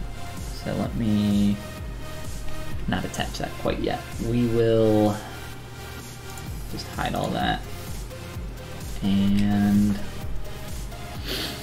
let's grab a torus ring 3D.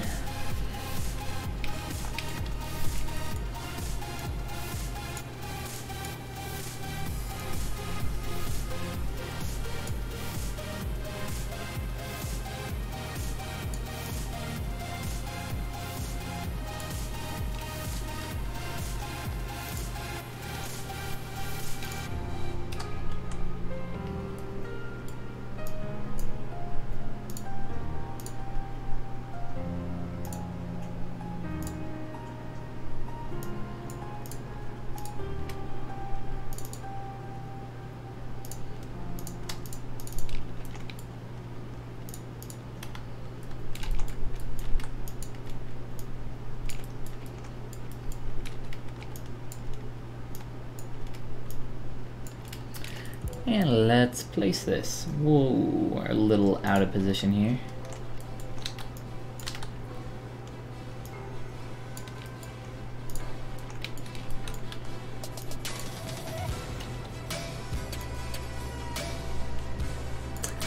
So this ring is going to be a little bit fatter than the other,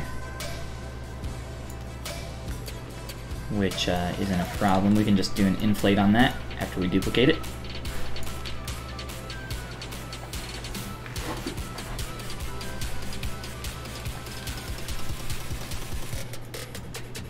This is about the right thickness for that other ring here, so let's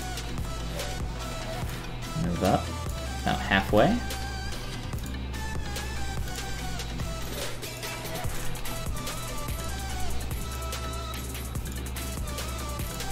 And for this one, we'll do an inflate.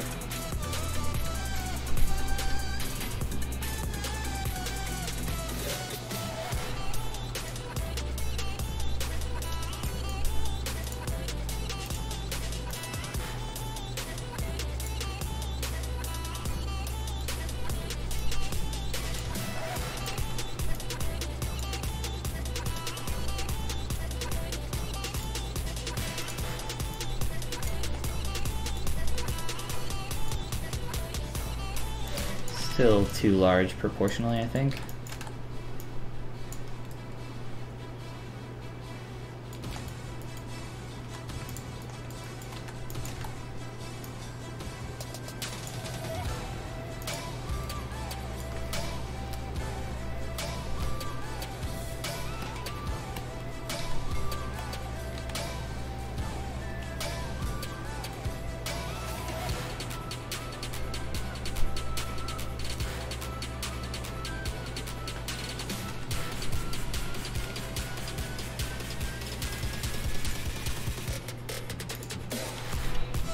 Go a little bit smaller on this one, just so we got to look.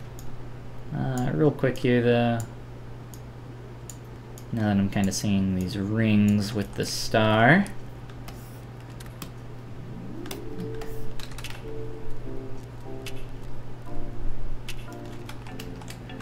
I just want to make it a little bit fatter.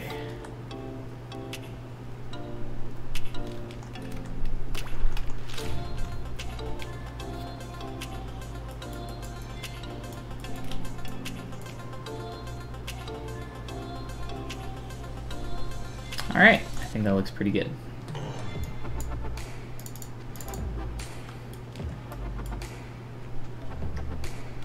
And I'm just gonna merge all this stuff together. And I can't do a dynamic smooth on the star. Not a big deal though.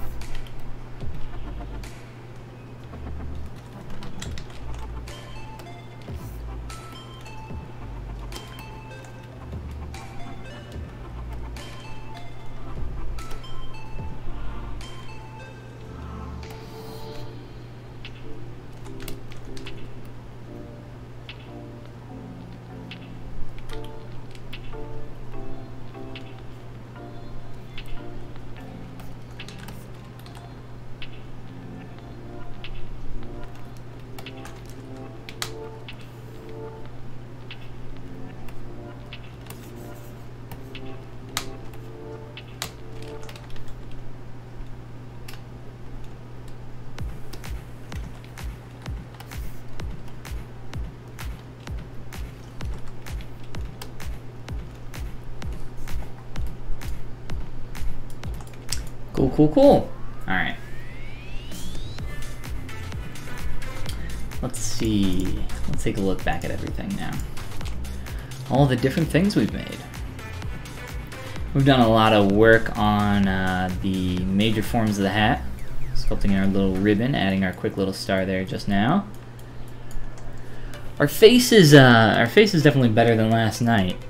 But yeah, it still needs some work. I think I'll add some poly paint here really quick, and that'll kind of help in that process. But then after that, I think I'm gonna bounce on out of here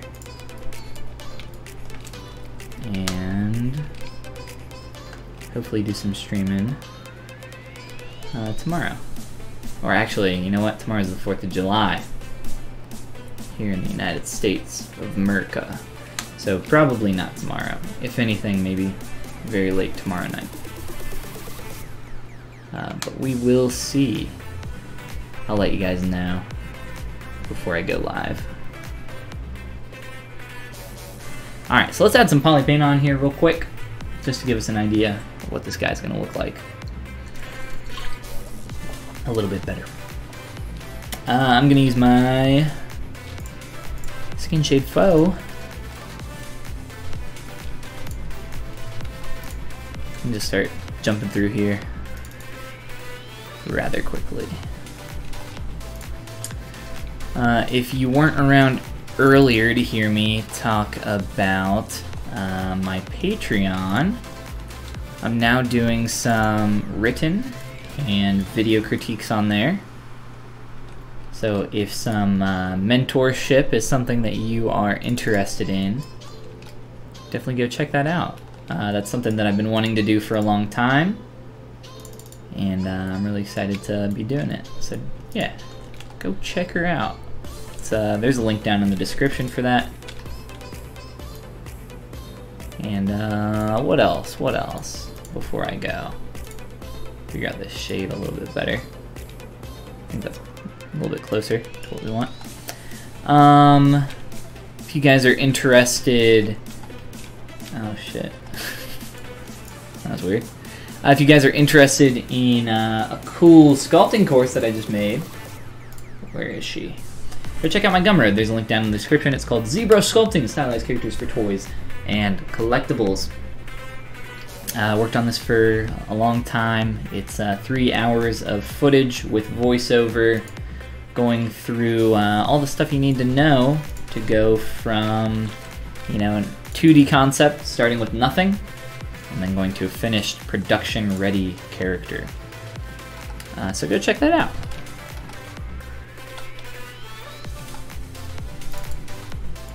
I actually like this color scheme a lot. If we go back to the reference here real quick, they provided a bunch of different cool color schemes. I personally really like the standard one that they had, and then I kind of like the fallish colors, and then this kind of, I don't know what I would call this, but I like this one too. I like this kind of Halloween colored. I'd call this like Halloween or fall colored one as well. Oh, his fingers are different. I didn't even notice that. I don't think the fingers are colored differently on this concept. It's just painted a little bit better. These are more rough. But yeah, I'm gonna stick with these colors first for the time being, and then maybe we'll change them later. I don't know. Or maybe we'll just do multiple variations of the render, which would also be cool.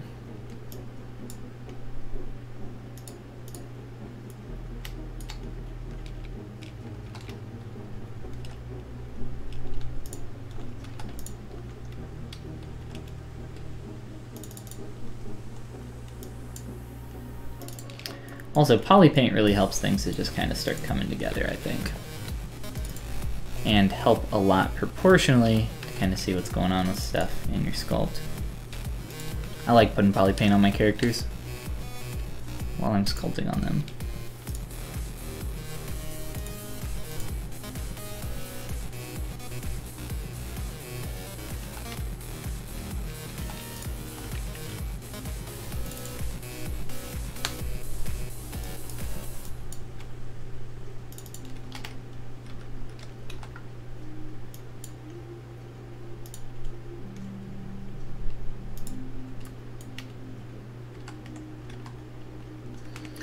We'll probably do some kind of shading in the eyes to get that effect. We need to put a little tongue on this guy as well.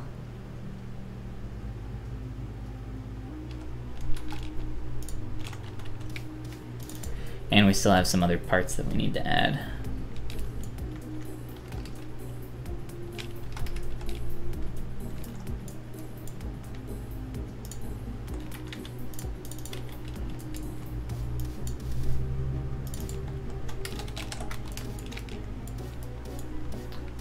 Marco, what's going on? Welcome to the stream, man. How you doing? I'm actually just about to head out, so you've kind of come in on the tail end of things as we are working on our Froggy Boy.